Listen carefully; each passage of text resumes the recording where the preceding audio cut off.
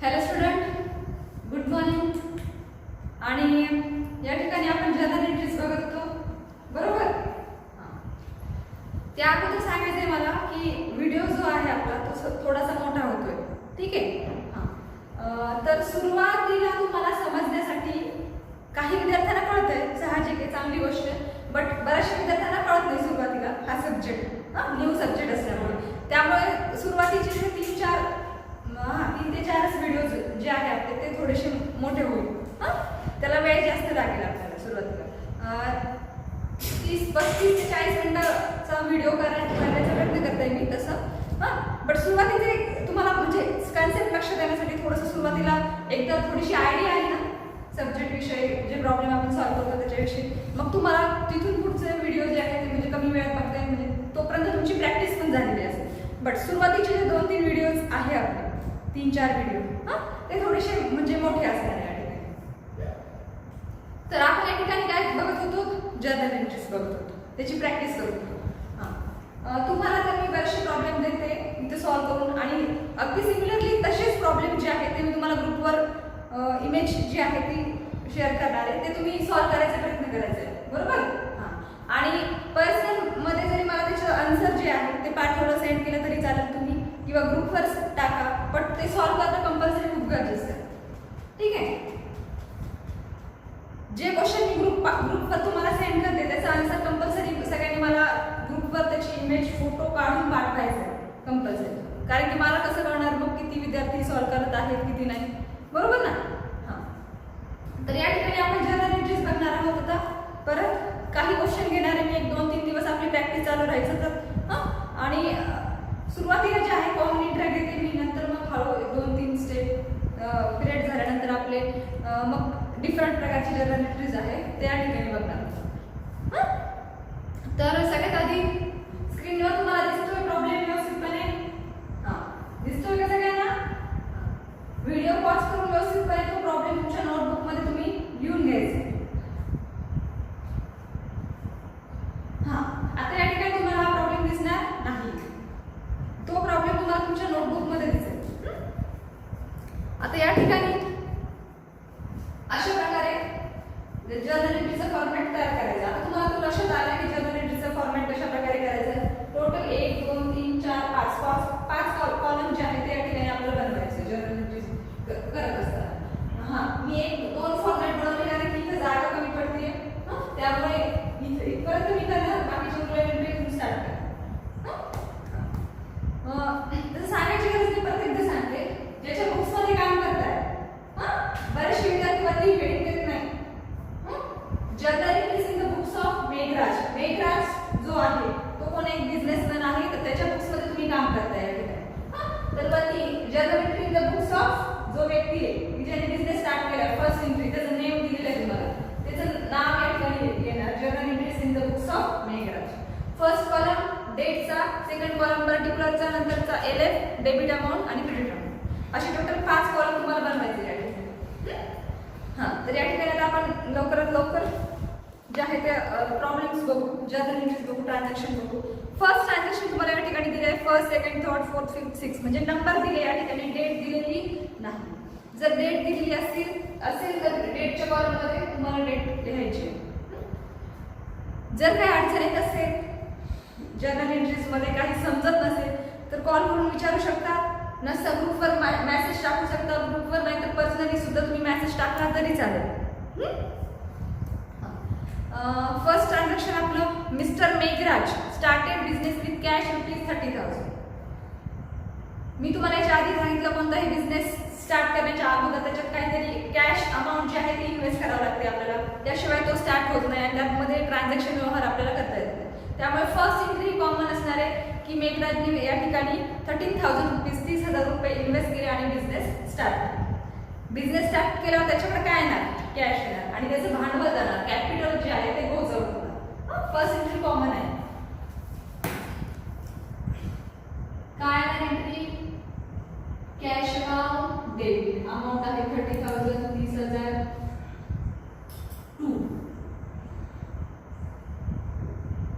Capital account 30,000, क्रेडिटच्या बाजूला amount waste द्यायचे का खाली लिहायची नाही हा. त्यानंतर नरेशन द्यायचं being started business with cash. बरं, फर्स्ट एंट्री कंप्लीट झाली आपली. त्यानंतर second deposited cash into the bank of India 2000. Deposit म्हणजे काय? जमा करणे. डिपॉझिट म्हणजे जमा करणे. नसेल लक्षात राहत मिनिंग लिहू शकतात. बरेचसे नॉन सेमीचे सुद्धा विद्यार्थी आहेत क्लासमध्ये. डिपॉझिट म्हणजे जमा करणे. 2000 रुपीज मेघराजने बँकमध्ये डिपॉझिट केले, जमा केले. हे ट्रान्झॅक्शन आपलं प्रिव्हियस पिरियडमध्ये कालच्या पिरियडमध्ये झालंय. बँकेमध्ये पैसे आपण जमा करत असतो, डिपॉझिट करतो, विथड्रॉ करतो, काढतो. या दोन अपोजिट गोष्टी. डिपॉझिट करणे आणि विथड्रॉ. डिपॉझिट करणे आणि विथड्रॉ करणे, जमा करणे आणि काढणे. हां, काय सांगितलंय? मेघराजने डिपॉझिट केले कॅश 2000 रुपीज बँकेमध्ये. ज्यावेळेस तो डिपॉझिट करतो त्याच्याकडून कॅश काय होणार? गोज आउट होणार. तर मग कॅश त्याच्याकडून जाणार आणि देणारी कोण आहे? गिव्हर कोण आहे? बँक गिव्हर आहे. बँक त्याला काय करते? त्याच्यात 2 पर्सन इन्व्हॉल्व आहे. सॉरी, 2 अकाउंट जे आहेत ते इन्व्हॉल्व आहेत की ज्यावेळेस तुम्ही बँकेत कॅश डिपॉझिट जमा करताय तुम्ही म्हणजे मेघराज. या ठिकाणी मेघराज काय करतोय? बँकेमध्ये कॅश डिपॉझिट करतोय. तर त्याची जाणार काय? कॅश. आणि रिसीव्ह कोण करणार आहे? बँक. हे 2 अकाउंट तुम्हाला लक्षात आले? कोणकोणते? कॅश सेक अकाउंट आहे आणि बँक. इथे लक्षात. बँक कोण आहे? कोणत्या अकाउंट मध्ये? बँक कोणत्या अकाउंट मध्ये मोडत असते आणि कॅश कोणत्या अकाउंट मध्ये मोडते? कॅश कोणत्या अकाउंट मध्ये मोडते? Real account. बँक कोण आहे? एक पर्सन आहे, बरोबर? तर ही पर्सनल अकाउंट मध्ये मोडणार. रिअल अकाउंटचा रूल्स काय म्हणतो बघा? रिअल अकाउंटचा रूल्स म्हणतो debit what comes in and credit what goes out.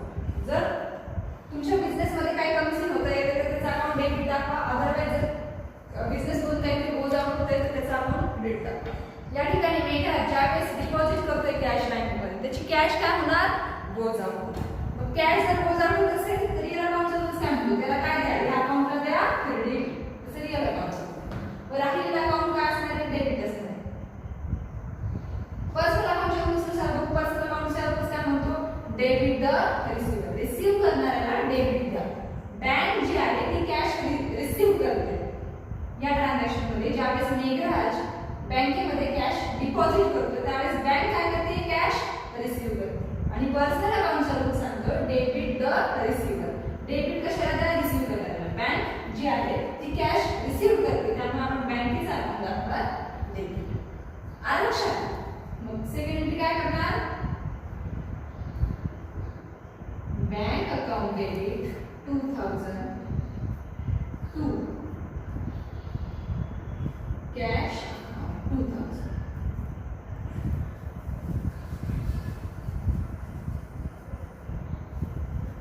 Narration देणार बिन कॅश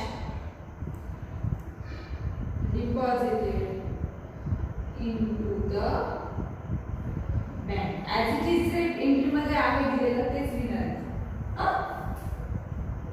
आलं लक्षात? मी प्रत्येक वेळेस तुम्हाला नरेशन लिहून देणार नाही यानंतर. मी प्रत्येक वेळेस तुम्हाला जनरल एंट्री फक्त सांगणार. नरेशन जे आहे ते ॲज इट इज नरेशन इथं जसं तसं लिहायचंय. फक्त अमाऊंट लिहायची नाही या ठिकाणी. आलं लक्षात?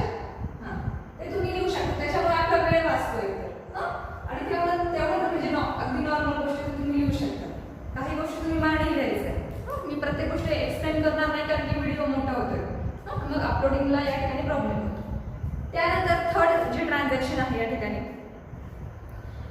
Withdraw cash 1000 for personal use. या ठिकाणी 1000 रुपीजची जी कॅश आहे ती काय केली? विथड्रॉ केली, काढली. तर ज्या वेळेस मेघराज कॅश विथड्रॉ करतोय पण बँकेतून नाही विथड्रॉ करत येतो. बँकेतून जर विथड्रॉ करत असेल तर या ठिकाणी अगदी अशी अपोजिट आहे. कारण की या ठिकाणी बँक आपण काय करतो? बँकेमध्ये काय करतोय? डिपॉझिट करतो. विथड्रॉ जर बँकेतून करत असेल कॅश तर त्याची अपोजिट एंट्री येणार.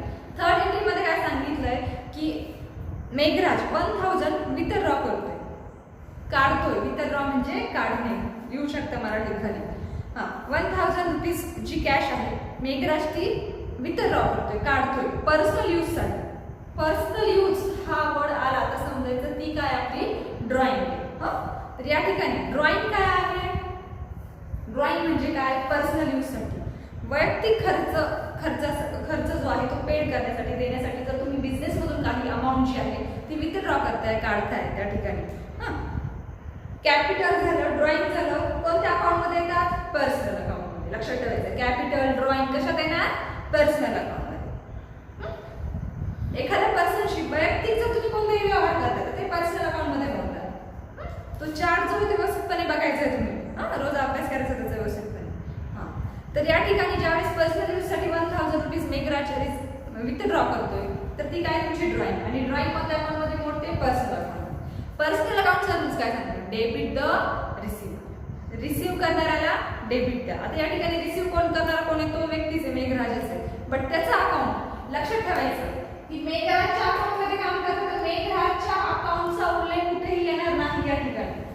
कॅश, कॅपिटल, बँक, कॅश हे जे काही अकाउंट्सचे नेम आहे त्यामध्ये मेघराजचं अकाउंट कुठेही शो होणार नाही, दिसणार नाही तुम्हाला. ज्याच्या बुक्स मध्ये काम करताय त्याचं नाव त्याच्या बुक्स मध्ये येणारच नाही. आलं लक्षात. परत एकदा ही गोष्ट लक्षात ठेवायची, ज्याच्या बुक्स मध्ये तुम्ही काम करताय, जो बिझनेसमॅन आहे तो स्वतःचं नाव कधीच त्याच्या बुक्स मध्ये लिहित नाही. या ठिकाणी बघा थर्ड एंट्री मध्ये सांगितलं की 1000 कॅश विथड्रॉ करतोय कोण, मेघराज, पर्सनल यूज साठी. पर्सनल यूज हा वर्ड आला तर समजा ती आपली ड्रॉइंग आहे. ड्रॉइंगचा अकाउंट आपण दाखवत असतो daily. Drawings account daily, amount आहे 1002. ज्यावेळेस मेघराज बिझनेस मधून पर्सनल यूज साठी काही कॅश जी आहे ती काढतोय, घेत आहे, तर त्याची कॅश त्या ठिकाणी गोज आउट होणार, जाणार. त्यामुळे कॅशचा अकाउंट येणार टू कॅश. बरोबर आहे. मी जर माझ्या वैयक्तिक खर्चासाठी, पर्सनल यूज साठी जर एक पैसा जर माझ्या बिझनेस मधून उचलते, विथड्रॉ करते, काढते, तर त्या ठिकाणी माझी कॅश गोज आउट होणार, कारण की मी तो खर्च पेड करते या ठिकाणी. मला उत्पन्न आहे या ठिकाणी, मला इन्कम होते का, सोर्स ऑफ इन्कम कोणता आहे का, नाही. या ठिकाणी मला एक्सपेन्सेस पेड करावे लागतात. त्यामुळे माझी या ठिकाणी कॅश जी आहे ती गोज आउट होणार ज्यावेळेस मी पर्सनल एक्सपेन्सेस माझा पेड करते. 1000 क्रेडिटच्या कॉलम मध्ये दर्शन देणार being cash withdraw for personal use. त्यानंतर 4th नंबरला तुम्ही माझ्यासोबत लिहू शकता. मी जसं सांगते तुम्हाला त्याप्रमाणे तुम्ही लिहू शकता माझ्यासोबत. त्यानंतर 4th नंबरची एंट्री बघा, purchase goods on credit from Nilesh 2000. Purchase केले गुड्स. गुड्स जी आहे ती तुमची ऍसेट असू शकत नाही. गुड्स म्हणजे काय, लहानातली लहान एखादी वस्तू किंवा मग ज्या वस्तूचं तुम्ही प्रोडक्शन करताय त्याला सुद्धा गुड्स म्हणू शकता. XYZ एखादी वस्तू त्याला आपण गुड्स म्हणून ओळखत असतो या ठिकाणी. या ठिकाणी परचेस केले गुड्स कुणाकडून, निलेशकडून. निलेशकडून गुड्स परचेस केले या ठिकाणी. कोणी गेले, मेघराज. कारण की मेघराजच्या बुक्स मध्ये काम करतात. हे सगळे ट्रान्झॅक्शन कोण करताय, मेघराज. मेघराज काय म्हणतोय की त्यांनी काय केले, परचेस केले गुड्स कुणाकडून, निलेशकडून. बट ऑन क्रेडिट हा शब्द आलाय म्हणजे उधारीवर खरेदी केले. त्यांनी त्याचे पैसे तिथेच त्या ठिकाणी त्याची कॅश पेड केली का, नाही. त्यांनी ते ट्रान्झॅक्शन उधारीवर केले. व्यवहार जो आहे तो उधारीवर केलाय या ठिकाणी. ऑन क्रेडिट हा वर्ड आलाय त्यामुळे हे ट्रान्झॅक्शन कसं आहे, क्रेडिट ट्रान्झॅक्शन. आलं लक्षात. आपण पाहिलं बिझनेस ट्रान्झॅक्शनचे 2 टाइप्स, कॅश ट्रान्झॅक्शन आणि क्रेडिट ट्रान्झॅक्शन. हे कोणतं ट्रान्झॅक्शन आहे, क्रेडिट ट्रान्झॅक्शन. अशी जे एखादं ट्रान्झॅक्शन दिलं जाईल, कॅश ट्रान्झॅक्शन का क्रेडिट ट्रान्झॅक्शन, बहुधा म्हणजे बऱ्याच वेळेस ते तुम्हाला ऑब्जेक्टिव्ह मध्ये विचारले जाऊ शकते. आता या ठिकाणी काय होतंय तुम्हाला बघायचं. खर्च होतोय ज्यावेळेस मेघराज गुड्स परचेस करतोय निलेशकडून, खर्च येतो त्याचा. परचेस हा वर्ड आला की समजायचं ते तो आपला काय खर्च आहे. बट या ठिकाणी जर तुम्ही एखादी ऍसेट्स परचेस करताय तर मात्र तो तुमचा काय खर्च असू शकत नाही. त्यावेळेस तुम्ही परचेसचं अकाउंट डेबिट न दाखवता ऍसिड्स जी परचेस केली आहे त्या ऍसिडचं अकाउंट डेबिट दाखवता. आलं लक्षात? हां. आता या ठिकाणी फोर्थ एंट्रीमध्ये काय करणार? कोणतं अकाउंट डेबिट देणार? एक्सपेन्सेस, खर्च पेड करतात. खर्चाचं अकाउंट डेबिट दाखवणार. कोणत्या गोष्टीमुळे खर्च होतो तुम्हाला? परचेस केल्यामुळे खर्च होतो या ठिकाणी, म्हणून परचेस अकाउंट डेबिट. अमाउंट किती बघा? 2000. 2 या ठिकाणी ज्यावेळेस ट्रान्झॅक्शन मध्ये एखाद्या व्यक्तीचं जर नाव मेन्शन केलं असेल तर त्या व्यक्तीचं नाव येणार. या ठिकाणी निलेश सांगितलं की निलेश म्हणून गुड्स परचेस होतोय. कोण? मेघराज. म्हणून इथं निलेश अकाउंट 2000. जर फक्त एवढंच दिलं असतं की गुड्स परचेस किंवा परचेस गुड्स फॉर ₹2000 तर ट्रान्झॅक्शन कसं असतं? याची एंट्री कशी केली असती? Purchase account debit to cash account. आणि लक्षात ज्यावेळेस फक्त एंट्रीमध्ये दिलं असतं की परचेस गुड्स फॉर ₹2000 तर या ठिकाणी ट्रान्झॅक्शनची एंट्री कशी आली असती? Purchase account debit to cash account.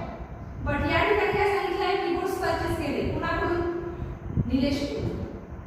आणि हा व्यवहार कसे ट्रान्झॅक्शन कसे उधारीचे. आणि या ठिकाणी कॅश दिली का त्यांनी? या ठिकाणी निलेशचं नाव दिलं. निलेश कोण आहे? निलेश कोण आहे? पर्सन आहे. निलेश कोण आहे? पर्सन. पर्सनचं अकाउंट कशात मोडणार? Personal account. पर्सनल अकाउंटचा रूल्स काय म्हणतो? Debit the receiver and credit the giver. जो कोणी देणारा आहे त्याला त्याचा अकाउंट क्रेडिट दाखवा. जो कोणी गिव्हर आहे, कोण देत आहे गुड्स? मेघराजला. कोण आहे गिव्हर? निलेश. निलेश कोण आहे? गिव्हर आहे. तो देतोय गुड्स, त्यावेळेस मेघराज रिसीव्ह करतोय या ठिकाणी. आलं लक्षात? किंवा हे जर नसेल लक्षात राहत तर ट्रान्झॅक्शन मध्ये ज्यावेळेस एक खर्च होतो तो खर्च करणाऱ्या व्यक्तीचं जर नाव मेन्शन केलेलं असेल तर त्या व्यक्तीचं नाव या ठिकाणी येणार. हां. जर नसेल नाव तर या ठिकाणी कॅशचं अकाउंट येणार. आलं लक्षात? Bill.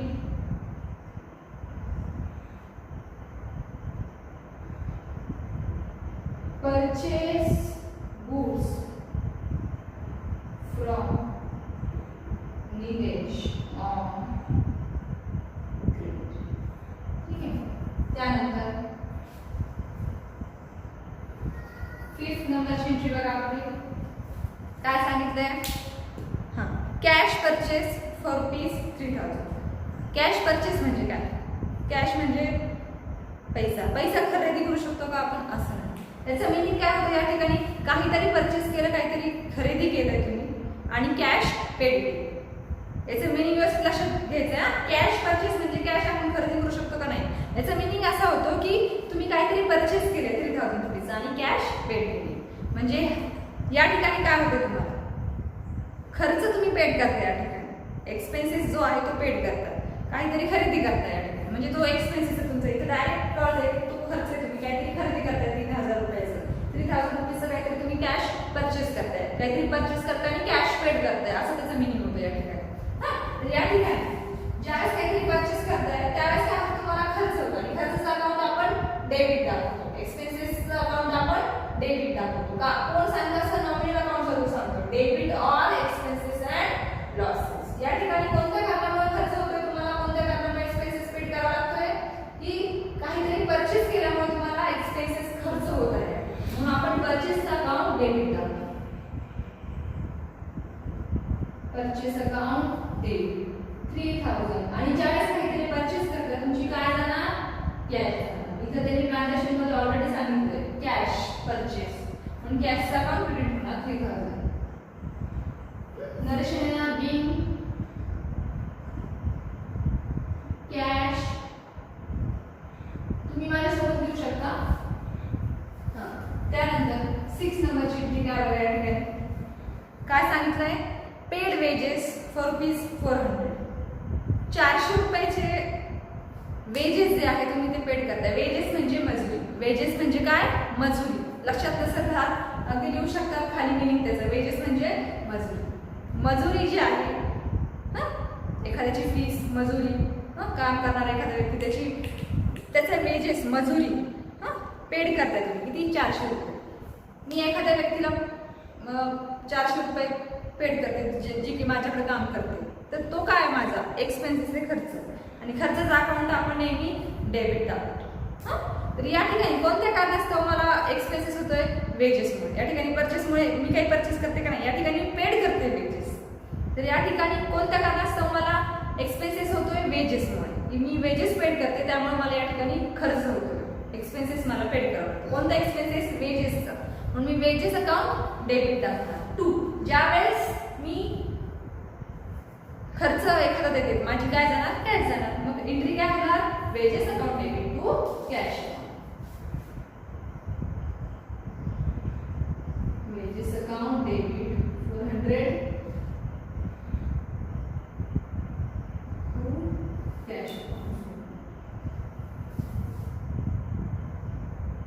Being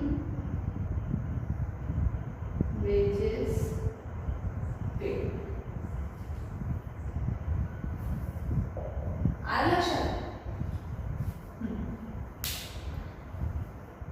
paid wages, paid salary, paid commission, paid stationery expenses, कोणताही प्रकारचा एक्सपेन्सेस जर तुम्ही पेड करताय, पेड हा वर्ड आला की समजायचं तो काय तुमचा एक्सपेन्सेस. मग पेडच्या नंतर दुसरे काय एक्सपेन्सेस दिले जातात तुम्हाला? वेजेस असेल, स्टेशनरी असेल, सॅलरी असेल, तर त्या एक्सपेन्सेसचा अकाउंट तुम्ही डेबिट टाकता. आणि ज्यावेळेस एक्सपेन्सेस पेड करताय तुमची कॅश गोज आउट होते त्या ठिकाणी. ठीक आहे. हां, त्यानंतर नेक्स्ट 7 नंबरची बघा, purchase a chair for office use for ₹3200. आता यासाठी काय, या ट्रान्झॅक्शन मध्ये सुद्धा काय होतं? तुम्हाला खर्चच होतो. काय परचेस करता तुम्ही? चेअर परचेस करता. कशासाठी? ऑफिस यूज साठी चेअर परचेस करता. बरोबर. हा काय तुमचा एक्सपेन्सेस आहे, खर्चच आहे की नाही? तुम्ही ऑफिसच्या यूज साठी काहीतरी ₹3200 काय करताय? पे करताय. म्हणजे तुम्ही काहीतरी परचेस करताय. मग या ठिकाणी पण खर्च होतो तुम्हाला. बरोबर.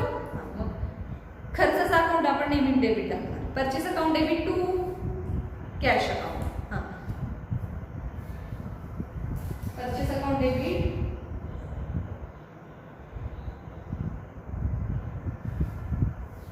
$3200 to cash account. 3000 being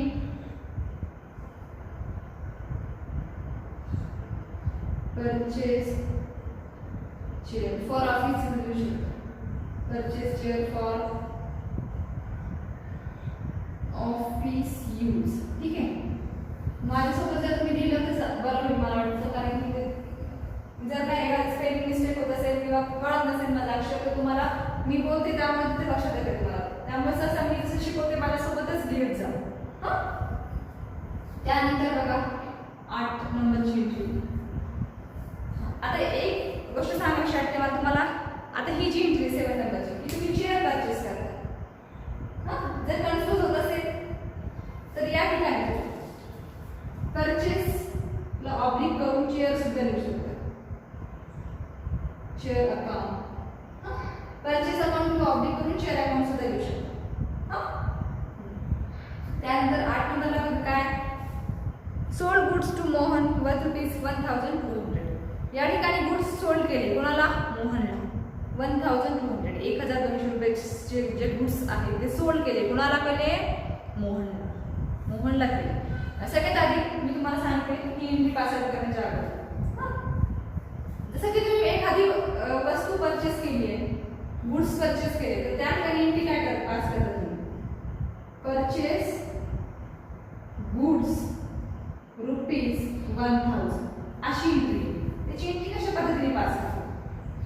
purchase account debit. मी रफ मध्ये घेते, फुल फॉर्म लिहिला नाही मुद्दाम, कारण की रफ मध्ये मी वर्क करते. Purchase account debit to cash account. अशा पद्धतीने या ट्रान्झॅक्शनची एंट्री करते ज्यावेळेस गुड्स परचेस करतात. ठीक आहे. आणि या ठिकाणी ज्यावेळेस तुम्ही सोल्ड गुड्स ₹1000 अशी जर एंट्री असेल तर कशी करणार ही आधी लक्षात घ्या, नंतर मी सांगते. जसं की याच्या अपोजिट एंट्री आहे की ज्यावेळेस एखादे गुड्स जे आहे तुम्ही सोल्ड करताय, विकताय. मी जर एखादी वस्तू विकत असेल तर माझ्याकडे येणार काय येणार? समोरची तुम्हाला काय देणार? कॅश देणार. म्हणून इथे या ठिकाणी ज्यावेळेस मी गुड्स सोल्ड करते त्यावेळेस कॅशचं अकाउंट डेबिट 1000. टू कशाचा अकाउंट आहे? जसे इथे परचेस अकाउंट डेबिट आलं त्याचप्रमाणे इथं सेल्स अकाउंट क्रेडिट आहे. To sales account credit. इथे कॉलम नसल्यामुळे मी डेबिट क्रेडिट लिहिले 1000. हे फक्त समजण्यासाठी आधी हे लक्षात घ्या. हा लिहून घ्यावंच वाटलं तर कडेला लिहू सुद्धा शकता तुम्ही. ठीक आहे. हा हे बघा आता या ठिकाणी काय होतं? तुम्हाला खर्च होतोय की ज्यावेळेस गुड्स परचेस करता तुम्हाला या ठिकाणी एक्सपेन्सेस पेड करावे लागतात. बट या ठिकाणी ज्यावेळेस तुम्ही गुड्स विकताय, एखादी वस्तू विकताय, त्यावेळेस तुम्हाला प्रॉफिट होतो. बरोबर? प्रॉफिट कोणत्या कारणामुळे होतो? सेल केल्यामुळे प्रॉफिट होतो. सेल केल्यामुळे प्रॉफिट होतो. आणि ज्यावेळेस तुम्हाला प्रॉफिट होतो त्याचा अकाउंट तुम्ही क्रेडिट दाखवता. इथं कोणत्या कारणास्तव प्रॉफिट होतोय? सेल केल्यामुळे, सोल्ड केल्यामुळे प्रॉफिट होतो. त्यामुळे आपण इथे सोल्ड न लिहिता सोल्डचा अकाउंट नाही दाखवू शकता, सेल्स अकाउंट दाखवतो. सोल्ड जरी असेल तर सेल्स आणि सोल्ड एकच होतो. या ठिकाणी सेल्स अकाउंट क्रेडिट दाखवतो. या ठिकाणी प्रॉफिट होतो पण या ठिकाणी लॉस होतो. ठीक आहे. आलं लक्षात घ्या दोन गोष्टी. याची एंट्री कशी? आता ही एंट्री मी मिटवते या ठिकाणी. आता ही एंट्री लक्षात आली तुम्हाला व्यवस्थितपणे. मी डिफरन्स दोघांतला कळण्यासाठी तुम्हाला इथे एक्सप्लेन करते. फरक समजून घ्या. दोन अपोजिट गोष्टी एकदम. या ठिकाणी गुड्स सोल्ड 1000 रुपीजचे मी गुड्स जे आहे ते सोल्ड करते, विकते. तर या ठिकाणी मला प्रॉफिट होते. बरोबर? माझी वस्तू जाते पण मला कॅश रिसीव्ह होते, त्यामुळे मला या ठिकाणी प्रॉफिट होते. आणि प्रॉफिटचं अकाउंट आपण क्रेडिट दाखवतो. असं कोण सांगतं? नॉमिनल अकाउंट सर्व सांगतो की ज्यावेळेस तुम्हाला इन्कम किंवा प्रॉफिट होतोय त्याचा अकाउंट तुम्ही क्रेडिट दाखवतो. रूल्स मध्ये तुम्ही बघू शकता. इथं गुड्स सोल्ड केल्यामुळे मला प्रॉफिट होतोय, त्यामुळे मी सोल्ड हा वर्ड यूज न करता सेल्स अकाउंट क्रेडिट दाखवतो. जसे की परचेस अकाउंट डेबिट, तसं सेल्स अकाउंट क्रेडिट. आलं लक्षात? परचेस अकाउंट मी डेबिट साइडलाच दाखवणार तुम्ही. परचेस अकाउंट क्रेडिट मध्ये कधीच येणार नाही. सेल्स अकाउंट क्रेडिटला येणार, सेल्स अकाउंट डेबिटला कधीच येणार नाही. या ठिकाणी लक्षात ठेवायचं. ज्यावेळेस गुड्स सोल्ड करताय त्याची एंट्री अशा पद्धतीने पास करतात. आलं लक्षात? आता ही एंट्री बघा. आता ही 8 नंबरची एंट्री ती या ठिकाणी बघा. Sold goods to Mohan worth ₹1200. 1200 रुपयाचे 1200 रुपीजचे गुड्स काय केले? सोल्ड केले. कोणाला? मोहनला. कोणी केले? मेघराजने सोल्ड केले. एंट्री ॲज अशीच आहे. बट या ठिकाणी नेम दिले. कोणाचं? मोहनचं नेम दिले. त्यामुळे कॅशच्या ऐवजी फक्त मोहनचं नेम दिले. आलं लक्षात? ती एंट्री काय येणार मग?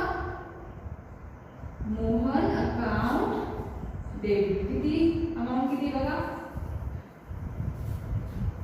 1200. 2 सेल्स अकाउंट 1200. नरेशन काय येणार? बिंग गुड्स सोल्ड असं लिहिलं तरी चालेल. नरेशन जितकं शॉर्ट मध्ये तर तितकं चांगलं. आला का प्रकारचा डिफरन्स लक्षात? ट्रान्झॅक्शन मध्ये परचेसची एंट्री करताय, सोल्डची एंट्री करताय. बट त्या ठिकाणी त्या ट्रान्झॅक्शन मध्ये जर त्या व्यक्तीचं नाव दिलं असतं, त्या व्यक्तीची कॅश म्हणजे त्या व्यक्तीचं नाव नाही. त्यानंतर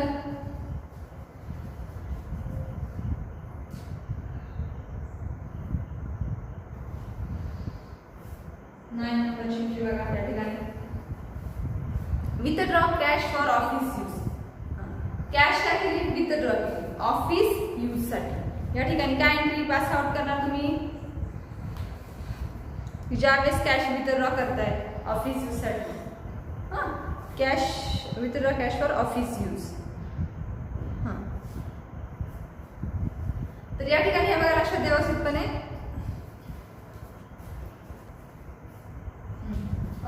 9 नंबरची एंट्री लक्षात द्या परत एकदा. विथड्रॉ केली कॅश फॉर ऑफिस यूज साठी. ऑफिस यूज साठी तुम्ही काहीतरी कॅश विथड्रॉ करताय. बट या ठिकाणी सांगितलं का पर्सनल यूज साठी विथड्रॉ करताय? नाही. त्यामुळे ज्यावेळेस कॅश विथड्रॉ करताय त्यावेळेस तुमच्याकडे कॅश काय होणार? रिसिव्ह होणार. म्हणून इथे या ठिकाणी येणार कॅश अकाउंट डेबिट. अमाउंट किती बघा? 9 नंबरची एंट्री 3000. विथड्रॉ करताय कॅश, त्यावेळेस कॅश रिसिव्ह होणार. कॅश काढताय बट बिझनेस मधून काढताय का सांगितलंय का? नाही. बिझनेस मधून नाही काढत. जसं असेल जसं मेन्शन केलं तर ज्यावेळेस तुम्ही बिझनेस मधून कॅश काढताय, विथड्रॉ करताय, तर ती तुमची ड्रॉइंग असणार. त्यावेळेस तुम्ही drawing account debit to cash account लिहिणार. बट या ठिकाणी तुम्ही कॅश विथड्रॉ करताय. किती 3000. कुठून विथड्रॉ करताय? मग पर्सनल यूज साठी नाही, मग बँकेतूनच या ठिकाणी तुम्ही कॅश काय करताय? विथड्रॉ करताय ऑफिस यूज साठी. तर या ठिकाणी येणार टू बँक अकाउंट 3000. नरेशन येणार bill cash withdraw for office use. आलं लक्षात? जर पर्सनल यूज साठी सांगितलं असतं तर या ठिकाणी म्हणजे बिझनेस मधून काढताय, ज्यावेळेस पर्सनल यूज साठी कॅश विथड्रॉ करताय बिझनेस मधून असं जर त्यांनी सांगितलं तर या ठिकाणी drawing account debit to cash account आहे. ठीक आहे, म्हणजे या ठिकाणी तुम्ही काय करताय? ऑफिस यूज साठी काहीतरी कॅश विथड्रॉ करताय, म्हणजे तुम्ही या ठिकाणी बँकेतून विथड्रॉ करताय, बिझनेस मधून विथड्रॉ नाही करताय. त्यानंतर बघा सोल्ड ओल्ड फर्निचर फॉर ₹9,000. या ठिकाणी फर्निचर काय करताय? तुम्ही सोल्ड करताय. कितीचं? ₹9,000.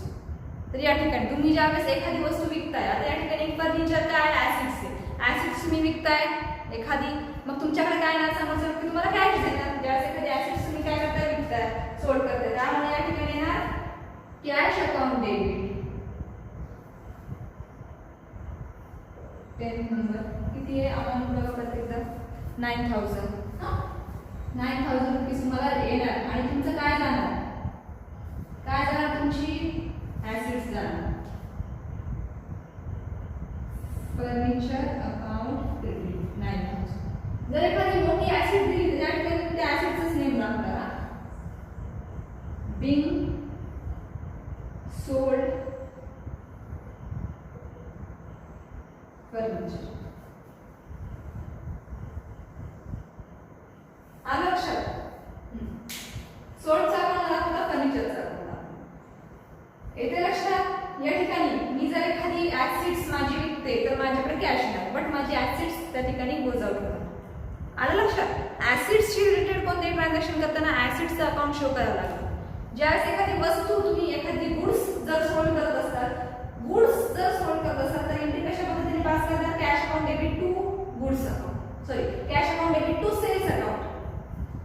आलं लक्षात? पण ऍसिडशी रिलेटेड कोणतेही ट्रान्झॅक्शन करतात या ठिकाणी सेल्स अकाउंट दाखवतात. जसं की इथे केलंय सेल्स अकाउंट दाखवलं, इथे मला सोल्ड करता येतं बट सेल्स अकाउंट दाखवत नाही. का बरं? कारण की ऍसिड्सशी रिलेटेड ट्रान्झॅक्शन करताना ऍसिड्सचंच अकाउंट तुम्हाला क्रेडिट दाखवावं लागणार आहे. आलं लक्षात? नंतर 11 नंबरची एंट्री बघा. Received dividend for ₹1,000. डिव्हिडंड तुम्हाला या ठिकाणी रिसिव्ड झाले 1,000. डिव्हिडंड म्हणजे मराठीतून सांगायचं झालं त्याचा मिनिंग लाभांश असं होतो. बोनस, बोनस हा लक्षात येतो तुम्हाला. बोनस हा वर्ड लक्षात येतोय. ठीक आहे, तुम्हाला या ठिकाणी काय ₹1,000 जो बोनस असेल, डिव्हिडंड असेल, लाभांश असेल तो तुम्हाला या ठिकाणी मिळालाय, रिसिव्ड झालाय. काय होतंय? ज्यावेळेस कॅश तुम्हाला मिळतीये, बोनस तुम्हाला मिळतोय ₹1,000, तुम्हाला काय होतोय? प्रॉफिट होतोय. काय होतोय? प्रॉफिट होतोय. कोणत्या कारणामुळे प्रॉफिट होतोय? डिव्हिडंड मिळाल्यामुळे. नॉमिनल अकाउंटचा रूल्स काय म्हणतो की ज्यावेळेस तुम्हाला प्रॉफिट होतोय, या आता या ठिकाणी दोन अकाउंट इन्व्हॉल्व आले. कोणकोणते? कॅश आणि डिव्हिडंड. आले ही गोष्ट लक्षात आली. या ठिकाणी दोन अकाउंट इन्व्हॉल्व आहे, डिव्हिडंडचं एक आणि कॅशचं एक. यापैकी आता डेबिट कशाला देणार आणि क्रेडिट कशाला देणार? तर मला सांगा, कन्सेप्ट लक्षात घ्या की या ज्यावेळेस मला डिव्हिडंड जे आहे ते मिळत आहे, रिसिव्ड होतंय, तर या ठिकाणी मला प्रॉफिट होतो आणि प्रॉफिटचा अकाउंट काय दाखवतो आपण? डेबिट दाखवतो का क्रेडिट दाखवतो? क्रेडिट दाखवतो. प्रॉफिटचा अकाउंट आपण क्रेडिट दाखवतो. असं नॉमिनल अकाउंटचा रूल सांगतो की जर प्रॉफिट होत असेल, इन्कम होत असेल कोणत्या कारणास्तव तर त्याचं अकाउंट तुम्ही क्रेडिट दाखवणार. या ठिकाणी कोणत्या कारणामुळे मला प्रॉफिट होतो? डिव्हिडंड मिळाला, मग डिव्हिडंडचा अकाउंट दाखवणार क्रेडिट आणि कॅशचा अकाउंट दाखवणार डेबिट. का बरं कॅशचा अकाउंट डेबिट दाखवणार? कारण कॅश काय? ऍसिड्स. कॅश काय प्रकारची? ऍसिड्स. कॅश कोणत्या अकाउंट्स मध्ये होतात? पर्सनल, रिअल की नॉमिनल? Real account. रिअल अकाउंटचा रूल्स काय सांगतो? Debit what comes in and credit what goes out. जर तुम्हाला काही मिळत असेल, कम्स इन होत असेल बिझनेस मध्ये, त्याचं अकाउंट डेबिट दाखवा. आणि ज्या वेळेस या ट्रान्झॅक्शन मध्ये तुम्हाला डेबिट रिसिव्ह होतोय, काहीतरी बोनस मिळतो, तर त्या ठिकाणी तुम्हाला कम्स इन काय होतं? Cash comes in. तर रिअल अकाउंटच्या रूल्स नुसार ज्या वेळेस तुम्हाला कॅश रिसिव्ह होते, कम्स इन होते, त्याचं अकाउंट डेबिट दाखवायचं असतं. त्यामुळे एंट्री कशी येणार? Cash account debit to debit. we have cash account debit to debit account. Amount काय बघा 1000.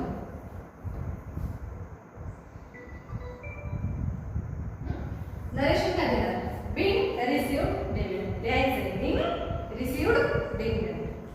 त्यानंतर लास्ट एंट्री. आता जागा नाही आपल्याकडं, मी तोंडी सांगणार आहे, लिहू शकता तुम्ही, मी तोंडी सांगितलं तरी. आता तुम्हाला व्यवस्थितपणे लक्षात आलंय कसं द्यायचं. खाली नंबर टाकायचा, 12 नंबर 12 नंबरची एंट्री बघा last. Paid for printing bill book ₹200. या ठिकाणी एक काहीतरी प्रिंटिंगचं बिल होतं बुकचं, 200 रुपीज, 200 रुपये प्रिंटिंगचं काहीतरी बिल होतं, ते पेड केलं. कोणी? मेघराजने. बिल पेड करतोय तो, एक्सपेन्सेस आहे, खर्च. या ठिकाणी खर्चाचं अकाउंट डेबिट दाखवणार. एंट्रीमध्ये कोणत्या कारणास्तव खर्च होतोय? प्रिंटिंग बिल पेड केल्यामुळे, किंवा printing bill book account debit to cash account. आलं लक्षात? हां, पेड ज्यावेळेस कोणता एक्सपेन्सेस करतात तर त्या एक्सपेन्सेसचं नेम घेणार debit to cash account. To cash account व्यवस्थितपणे लिहून घ्यायचं. प्रत्येक सांगते entry printing bill book account debit to cash account. Debit आणि क्रेडिट दोन्ही साईडला 200 अमाऊंट या ठिकाणी टाकायची. आलं लक्षात? आणि शेवटी काय करणार? डेबिट आणि क्रेडिट दोन्ही साईडची टोटल तुम्हाला या ठिकाणी करावं. आता हे बघा, ही डेबिट साईड दिसती का? ही डेबिट साईड आणि ही डेबिट साईड मिळून जी काही टोटल होईल ती तुम्हाला खाली लिहायची. XYZ जी काही टोटल असेल आणि अशा प्रकारे अकाउंट क्लोज करायचं. दोन्ही साईडला जी काही अमाऊंट येईल ती इक्वल येणार आहे, कारण पास करताना एंट्री तुम्ही अगदी सेम केली. दोन्ही साईड या टॅली होतात. या ठिकाणी कशा पद्धतीने टॅली करायच्या? खाली 2 लाईन ड्रॉ करायच्या आणि वरती 1 लाईन ड्रॉ करायची. आलं लक्षात? हा फर्स्ट प्रॉब्लेम जो होता तो या ठिकाणी सांगितला मी. त्यानंतर बरेचसे प्रॉब्लेम्स आहेत, ते आपण अजून काही पिरियडमध्ये डिस्कस करणार आहोत. तुम्हाला समजताय का प्रॉब्लेम? मला कळवायचं आहे. समजत असेल तर मेसेज करायचा आहे. जर काही डाऊट्स क्लिअर होत नसेल तर तुम्ही विचारू शकता मला ग्रुपवर. हां, समजत असेल तर अगदी कॉल करून सुद्धा विचारलं तरी चालेल. मी जो तुम्हाला प्रॉब्लेम कळाला नाही तो मी रिपीट करून देईल या ठिकाणी तुम्हाला परत एकदा. ठीक आहे? हां, त्यानंतर अजून एक गोष्ट सांगायची मला. एक प्रॉब्लेम आहे असंच की एक अकाउंट दिलं जाईल तुम्हाला, बरेचसे अकाउंट्स या ठिकाणी दाखवले जाईल. ते तुम्हाला बघायचं की कोणत्या अकाउंटशी रिलेटेड आहे, कोणत्या अकाउंटमध्ये मोडतात ते. तो क्वेश्चन आपण उद्या घेणार आहोत. ठीक आहे? हां, तो आज नाही, उद्या घेऊ आपण, म्हणजे तुम्हाला अजून चांगल्या प्रकारे या ठिकाणी कळेल. ट्रान्झॅक्शनमध्ये 2 अकाउंट्स ओळखता आले पाहिजे आणि त्या 2 अकाउंट जे आहेत त्या 3 अकाउंटपैकी कोणत्या अकाउंटमध्ये मोडतात ते या ठिकाणी लक्षात आलं पाहिजे आणि त्याचे रूल्स जे आहेत त्यानुसार तुम्हाला एंट्री पास करायची. ठीक आहे? आलं लक्षात? सगळ्यात आधी व्हिडिओ पॉज करून सगळ्यात आधी लिहून घ्या जे लिहून दिलं ते. जर लिहून घेतलं नसेल तर तुम्ही लिहून घ्यायचं आहे. त्यानंतर बरेचसे अजून काही प्रॉब्लेम आहेत या ठिकाणी बघणार आहोत आपण. आणि परत एकदा सांगते, व्हिडिओ जो आहे तो जरा मोठा होतो. ठीक आहे? तर सुरुवातीची जे तुम्हाला कळण्यासाठी मी सांगते, जरा थोडासा व्हिडिओ मोठा होत असेल, ठीक आहे, काही हरकत नाही. त्यानंतर जे काही मी रोज शिकवते तुम्हाला, जे काही जर्नल एंट्रीज जे आहेत त्या आपण या ठिकाणी घेतोय, त्या तुम्ही घरी मनाने प्रॅक्टिस करायची. हां, जर तुम्ही क्लासमध्ये असला असतात तर मी तुमच्याकडून ते रिव्हिजन करून घेतलं असतं, बट ते पॉसिबल नाही. त्यामुळे एकदम स्ट्रिक्टली तुम्हाला घरी ज्या ह्या जर्नल एंट्रीज ज्या आहेत ते व्यवस्थितपणे प्रॅक्टिस करायची त्याची. पॉसिबल झालं तर आपण ऑनलाईन जे आहे ते तुमच्या टेस्ट पण घेत जाऊ या ठिकाणी. ठीक आहे? तर नेक्स्ट पिरियडमध्ये अजूनही आपण थोडेसे वेगळे प्रॉब्लेम जे आहेत ते डिस्कस करणार आहोत. So today will be stop here and remaining part we will be discussed tomorrow.